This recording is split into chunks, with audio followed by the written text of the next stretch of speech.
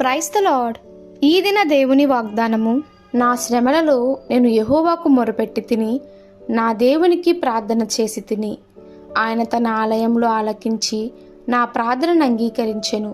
నా మొర ఆయన సన్నిధిని చేరి ఆయన చెవుల చొచ్చెను. కీర్తనల గ్రంథము 18వ అధ్యాయము 6వ వచనము. దేవుడు మనలను ఎంతగానో ప్రేమిస్తున్నాడు మరియు ఆయన మనకు సహాయం చేయాలనుకుంటున్నాడు. కానీ ఆయనకు మనం మొరపెడుటలేదు. ఎప్పుడైతే ఆయనకు మనం మొరపెడతాడో ఆ ప్రార్థన దేవుని యొక్క చెవులకు చేరును.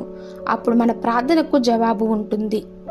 మన హృదయంలో అతి నిమ్మలమైన మొర కూడా వింటాడు కనుక మనం ఇష్టం వచ్చిన రీతిగా ఆయనకు మొరపెట్టుట మానుకోవాలి.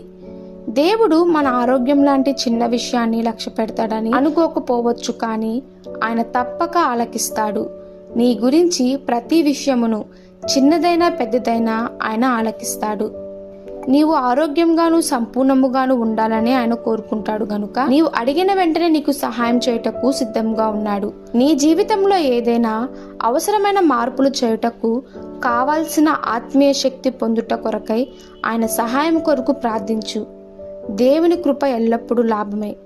మనము మేలైన దానిని ఎన్నుకొని మనకు అధికారమును కలుగజేయుటకై ఆయన మీద ఆధారపడితే ఆయన శక్తి మనలను కుమ్మరించి జయము పొందేలా చేస్తుంది. కాబట్టి ప్రతి చిన్న విషయమును, చిన్నదైనా పెద్దదైనా దేవునికి మొరపెడతాము. ఆయన సన్నిధి చేరే వరకు మనం మొరపెడతాము. ఈ దిన దేవుని వాగ్దానము మనందరి జీవితంలో నెరవేరులాగున ప్రభు కృప మనకి తోడై ఉండును గాక. ఆమెన్. God bless you.